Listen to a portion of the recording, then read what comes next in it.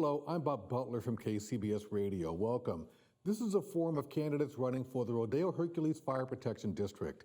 Today's forum is sponsored by the Contra Costa County Elections Division, Contra Costa Television, and the West Contra Costa County and Diablo Valley League of Women Voters. We're recording these roundtables here in the studios of Contra Costa TV with assistance from the cities of Concord, Richmond, and Walnut Creek. There are 5 candidates running for 3 seats. 3 of those candidates aren't here today: Marie Bowman, Delano Doss, and Tara Shaya. The candidates joining us are Ann Cargo-Ziff and Steve Hill. And we drew lots to see who would speak first. And Ann, it's up to you. Why do you want to do this? Thank you. I'm a longtime resident of Rodeo, and I feel that it's time to give back to the community. I see that there are needs of the community relative to the fire department to make it a better department. We need communication with the citizens and with the residents, with the businesses. And I think because I know Rodeo so well, I can give Rodeo a voice on the board of directors, which is not there and has not been there for a while. Okay, our other candidate, Steve Hill, you're next, but in full disclosure, I've known Steve for a long time. He's a spokesperson for Confire. I interviewed him many times, and I found him to be okay, even though he was a Marine. Even though he wasn't a Marine. Oh, you weren't a Marine? I was a soldier. Oh, it's even worse. Semper Fi. Hoorah. So, Bob, thanks for having me, and thanks to the county and also to the league for sponsoring this event. It's very important, and I appreciate the opportunity to be here. 4 years ago, as a resident of Hercules, I was very concerned about the leadership that our small fire district was receiving from its board. And as a result of that, I decided to run. I've served on the board for the last 4 years. It's been a tumultuous period. I'd say it was a bit of an understatement. We've gone through a lot in the last 4 years, but the good news is we've managed to get through a strategic planning process that I think has the potential to deliver a much better equipped, better staffed, and better trained fire district than what we have had in years up until now. The problem is that I think that implementing that strategic plan is going to require open-minded leadership. We've had a small group of people who have been virulently opposed to many of the things that we've considered doing. I believe they do not represent the 36,000 residents of Rodeo and Hercules, minus the 10 or so. And the reason I'm running for the board is to represent those 35,000 plus people who I think are open-minded and want us to consider all the options to give them the best fire service and emergency medical service they possibly can receive. And you mentioned that you don't think the board is being forthcoming and transparent. What do you mean by that? Well, over the past few years, there were decisions made by the board that the citizenship did not know what was going on. Last year, there was much talk about annexation with Contra Costa Fire Department, Confire as we call it. And the citizens didn't know that until it was almost towards the end to make decisions. And people felt left out. Steve made reference to a small group of folks that made our voices heard, and I was one of those, that I was very vocal. I see the board as being more serving the entire community and being open with the community and talking to the community. And I think, Steve, you would agree. There were a few times during the different meetings that we had that you said, well, maybe we should have gone out to the community sooner and told them what was going on. And I feel that that's what's important, is we need to talk to the community. We need to let them know what's going on. We need to go to them and ask them for input, which unfortunately was not done last year when the annexation was talked about until almost the end. And even now with the strategic plan, it's been being built most of this year. And then there's just now the discussions with the community to get input on the strategic plan. I would like to see a more openness with the community. As far as the annexation, where does that stand? Well, right now, the annexation plan was to annex East Contra Costa Fire District, which they did, and it sounds like it's extremely successful. I know that they now have coverage there, and Confire is doing an excellent job in providing the coverage that the people need. For the Rodeo Hercules Fire District, the board decided not to pursue annexation, and so we are still an independent department. Who knows in a couple years what we're going to need to do. But right now, we are an independent department. We're rebuilding. We've got the strategic plan coming up, which is going to be the 5-year plan to put together how we're going to run the department, how many people we need on the department, and give it a better structure than what it's had. Because we haven't had a strategic plan since, I believe it was 2017, if 2015. It's been a while. And that is no fault of this board. That was just not happened. So this board has taken it upon themselves to come up with a strategic plan and build one. So the annexation, you decided not to do that? I understand that annexation is because it would give the district more resources? What is the thinking behind saying no? Well, annexation technically was never really on the table because the board really never got to a point where they deliberated about making some sort of decision related to that issue. What did happen 2 years ago was we entered into an agreement to participate in a study with East Contra Costa Fire, which Andy points out correctly has benefited mightily, I would say, from their annexation effort. And the result of that participating in that study was the focus tended to be largely on annexation, which really wasn't the intent of the board then anyway. It was the intent of the board was to participate in a study that would give us data that would allow us to be in a position to make decisions.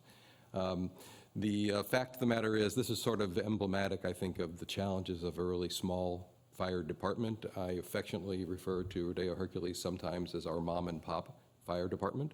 It's very small, 18 firefighters, 1 fire chief, a couple of administrative staff, and they try and do all the things to the best of their ability that their larger brothers and sisters all around them, pretty much, are able to do with a lot more people. One of those things is communication. I would admit, and I don't recall the exact comment, but I believe that Andy's probably right. We didn't do as an effective a job as we could have done in terms of communicating with the public, but there was no nefariousness there whatsoever. It's just difficult for a volunteer, unpaid board with a very small fire department with very, very limited staff to do all the things that you need to do to communicate with the public.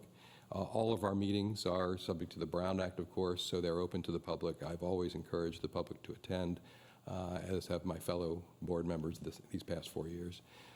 It's a bit of a challenge. We've gotten more focus on public communication as a result of the strategic planning process. We've had a number of public meetings, town halls. We encourage participation at all the meetings. And I think now we're in a position where we've come to a crossroads, and this is why the board needs strong, open-minded leadership to consider all the options. Do you have enough resources in the department itself? You talk about 18 firefighters for 36,000 people. That sounds kind of small. Well, I think that in the end result, what our residents, I believe, what they care about is that when they call 911, trained, qualified, properly equipped firefighters show up on their doorsteps to extinguish the fire, resolve the chaos, whatever it might be, provide competent emergency medical services to them and to their families. We do that with those 18 firefighters, but it requires a lot of mutual aid. A lot of people don't understand this. It's not commonly understood, I don't think, but even a common, if there is such a thing, common house fire requires a response by at least a minimum of 5 fire crews. We have 2 fire crews in Rodeo Hercules. So that gives you an idea of the kind of mutual aid assistance we need to respond to even a simple house fire. When we have these larger vegetation fires like we've had in the last week or 2, we require a lot of help. It's a challenge to run a small fire district. Do we have enough staff to staff our 2 engines, our engine and our truck in our 2 stations, and serve our community? Yes, but we need a lot of help. You have a couple of refineries in the area also, and when they have problems, do you respond to that, or do they have their own departments? Well, they're in our district. They have their own fire brigades and other resources, but that's in our area of responsibility, and we respond. And what would you like to see happen? Because obviously, when you have the vegetation fires, and I'd mentioned, I've talked to Steve many times, Yes. especially on 4th of July when people are popping fireworks and starting fires. Yes. It seems like that one small department would have a hard time handling all that. Well, there is an agreement with the other local departments. It's called Battalion 7. It's made up of the Rodeo Hercules Department, the Pinole Fire Department, and Con Fire. When something of that nature, like when the fires that we had on Highway 4 a couple of weeks ago, when those came in, Crockett responded, which is primarily a volunteer. They had, Con Fire then came in and covered the stations that were not staffed because they were fighting the fires. We had Richmond come and help. We had CAL FIRE come. They brought a tanker in and did a beautiful job of dropping the retardant and taking care of it. We had 3 fires in the same area in 3 days. They were all responded to by the local community through the Battalion 7 agreement and came out. And part of that agreement, part of that battalion is Con Fire. So they are here. We have the coverage when we need it. If a truck goes down, then yes, we're at a disadvantage sometime. We have backup trucks. We have a new backup ladder truck also. We have the apparatus. We have limited staffing. That's one of my concerns, is a few years ago when the budgets were extremely tight before the Measure O parcel tax was kicked in, most departments cut down from 4 people on a truck to 3 people on a truck. And as Steve said, that's where the 18 came from.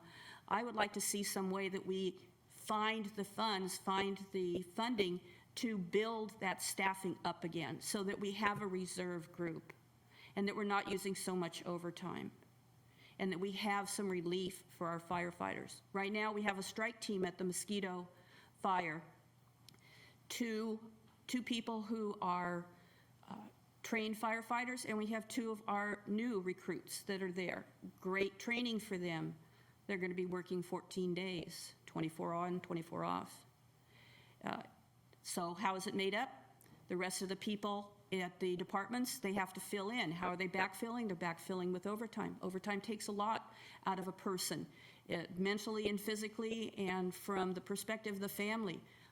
I feel if we can find in the budget to hire additional staff, then we don't have to rely on overtime so much, and what we can do is make sure that our staff, our firefighters, are mentally and physically able to do the job, whether it be firefighting or, as most of our calls are, medical calls. As a board member, what would you do to increase the revenue, to allow that to happen?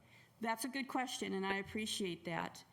One thing as an outsider from the board, I'm not privy to a lot of the internal workings of the budget and the negotiations and the money that comes in.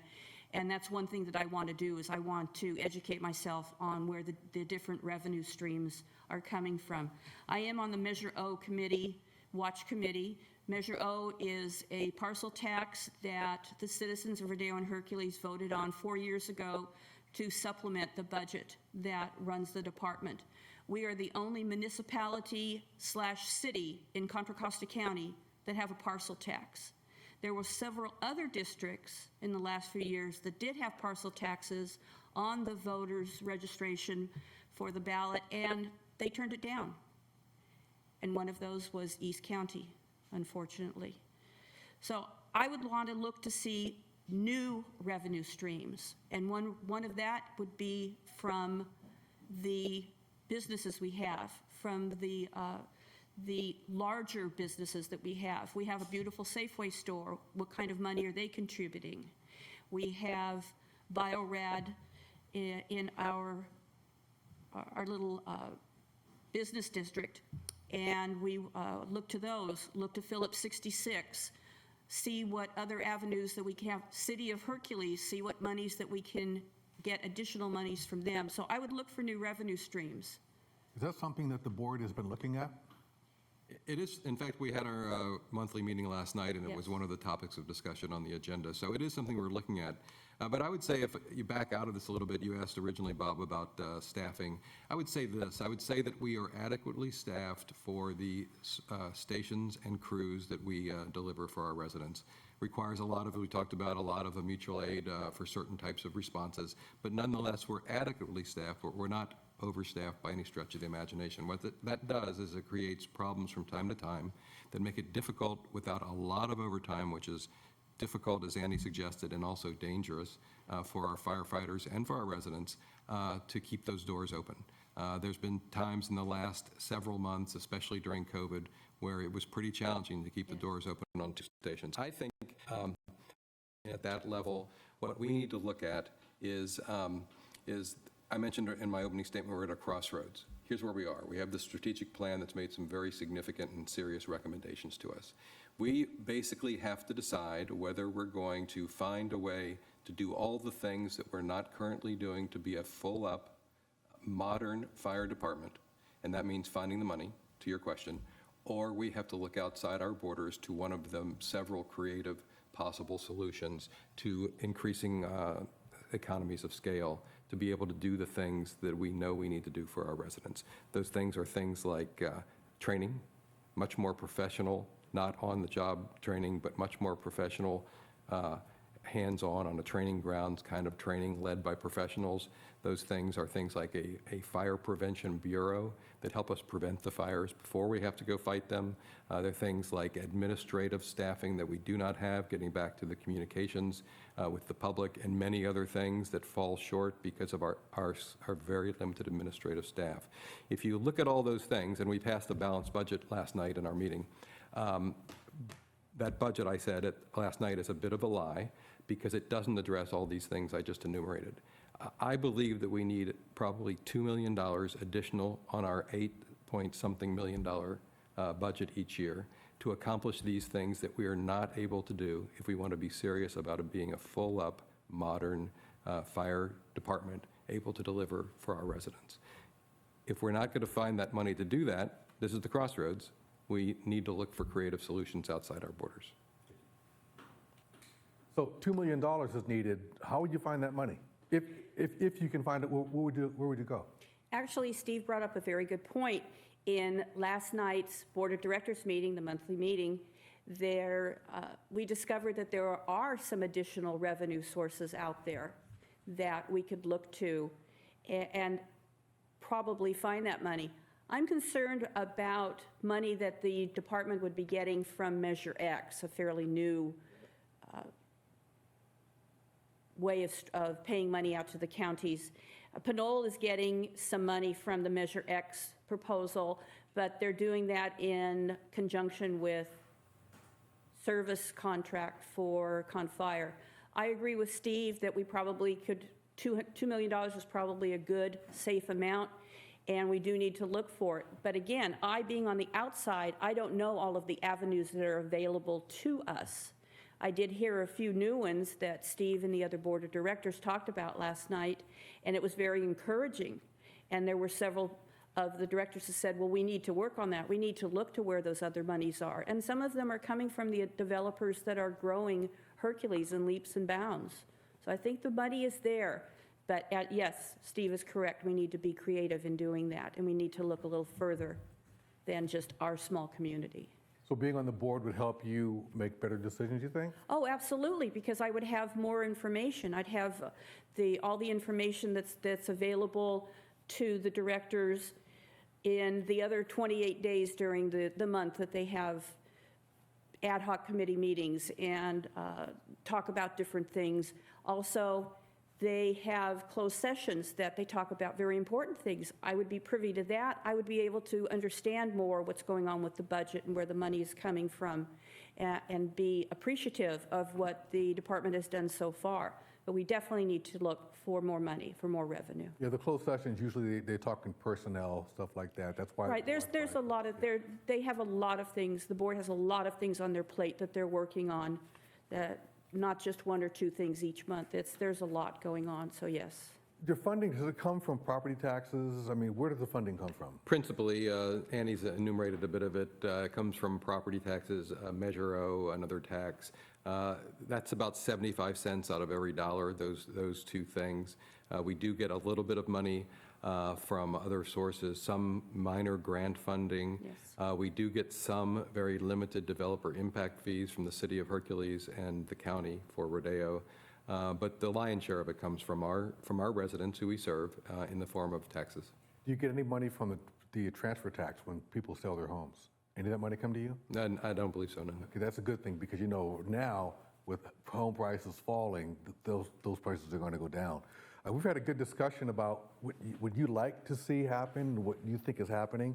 Where do we meet in the middle? How do you and you meet with those 10 people that don't agree? How do we get to that point?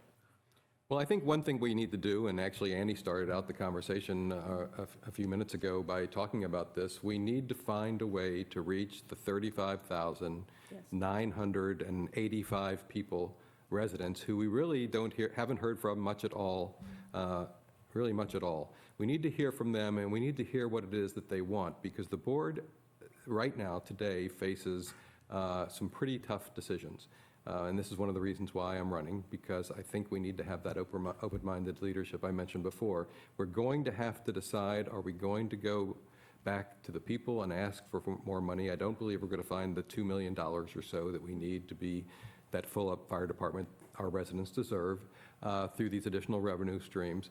So we've got to decide, are we going to go back and ask the residents for more money, or are we going to look for economies of scale by looking outside our borders? As Annie pointed out already, there are a couple of our neighboring fire jurisdictions have found great success, one in East County through the annexation process. They've already opened up a station they never were able to open on their own. Pinole, early next year, will follow a different outside their border course. They will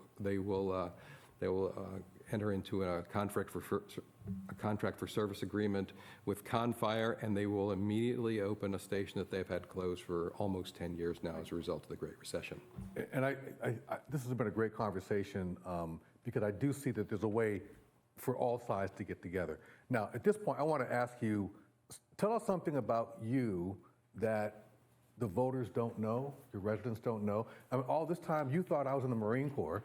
I thought you were in the Marine Corps. I was in the Navy, you were in the Army. Thank you for your service. But what do we not know about you? Well, I'm a relatively new resident of Hercules. I came here when I married my wife. Our anniversary is in a couple of days, 5-year anniversary, so we haven't been married very long for an old guy like me. Thank you very much. And so I moved to Hercules. I was living in Oakland at the time, and I said, babe, why don't you move down to Oakland? And she said, you're moving here to Hercules. I got involved in the fire board in Rodeo Hercules because of my day job, which is in the fire service as well, as you pointed out earlier. And I was deeply concerned about what was going on as a resident of Hercules. And so my interest is in seeing that our residents get the best fire and emergency medical service they can. And I'm not sure that many people know that. Great. Annie, something that the voters don't know about you that you think is interesting, and something fun now, you know. Something fun. Oh, okay, that's a challenge. I am a third-generation Rodeo resident. My grandfather immigrated from Ireland and came here, and he worked at Union Oil. My parents worked at Union Oil. That's where they met. I had aunt and uncle, cousins, and myself for 2 weeks worked at Union Oil, so we have roots in the community. My brother played on all the local baseball and football teams, Lefty Gomez Park, which we're very, very proud of in Rodeo. My brother played a lot of games there. I know people, I still meet people all the time in Rodeo and Crockett. I play on a bocce league, and in Crockett I've met new people, and I've met some people that I'm making new relationships with that I haven't talked to in 50 years since I graduated from school. Are you good at bocce? You know, I had a couple of good games. We didn't go very far, but I personally had a couple of good games. I really enjoyed it. It was my first year, and I definitely want to pursue it. Thank you. I just think it's important to be a part of the community, and I feel I am. Thank you very much. Thank you both for answering these very important questions. You now have 2 minutes to make a closing statement. And Steve, you went second. Now you go first. Well, thanks, Bob. And thanks again for having me. I've already said it, really, but we are at a crossroads now. when it comes to the provision of our fire and emergency services here in Rodeo Hercules. We've been, in my estimation, and doing a bit of can kicking here these last several years, many years perhaps, and it's time for, I think, for us to decide whether we're going to be a grown-up, full-up fire district that's able to provide all of our residents' needs relative to fire and emergency medical services and all the other things, rescue and all those things that go along with it. Our communities are growing. We have great need for special programs, things like, believe it or not, high-rise programs because of those big buildings we have there on the waterfront in Hercules. We have, looks like we're going to have an intermodal transport center in the not-too-distant future. That's going to require us to have a marine program, water rescues like that. And so there's a lot of work to be done on things that we have never addressed before in our little, as I said before, mom-and-pop two-station fire department. It's a great fire department, great dedicated employees, firefighters, from the youngest probie to our most seasoned firefighter, who happens to be our acting fire chief right now, 36 years on the force. It's a great fire department, but there's a lot of things we need to do that up until now we just haven't addressed. And I believe it's time to do that. That's why I decided to run again for another term on the board. I think open-minded leadership is called for because we've got to consider a wide range of options in order to address these things. We've got to find more money, or we've got to look outside our borders to find economies of scale that come with larger fire districts that others around us, all around us, are finding success with. I'd like to be on the board to work through that process and get us to some decisions. I'll appreciate your vote. If you've taken the time to watch this, whenever you're watching it today on CCTV, please take the time to go to our meetings and participate in the public dialogue and express your opinion. Thank you very much. Thank you, Steve. Ann Cargill-Ziff. Yes, thank you. And thank you to the League of Women Voters for inviting me and Steve here so that we can talk this out. Steve and I are on a similar plane in that we know we need to have more communication with the public and among the board members too. We know that we need additional funding in order to grow and make the department in the future cover all of the aspects that we need. The four things I'm most concerned about, though, is the community, getting the community involved and the board and the fire department involved in the community. I think that we could enhance the communication between the city of Hercules, the county, the firefighters. I talk to the firefighters on a regular basis. There's a few, I'll go and visit the stations, and they sometimes feel that they're not being heard. We need to have the communication with the firefighters, with the community, with the people who have our services. We have several care facilities and retirement centers and want to get some input from them. I feel that we need to have fiscal responsibility. And Steve has talked about that, how we need to look for additional monies, and I think that's probably the number one thing that we need to do. And the fiscal management is going to be key into how we build the department. And finally, I feel that transparency is something that has been lacking in the past few years, that we need to be more transparent, more open to what's going on, to the thought process on why the board came up with a particular decision, and use of Facebook, Nextdoor, Patch, and other media organizations, media groups that we can get our information out to the public and then have the public respond to us, because people are not always going to do it online or have the time to watch our little projects, our monthly meetings. Thank you so much. That concludes our forum of the candidates running for the Rodeo Hercules Fire Protection District.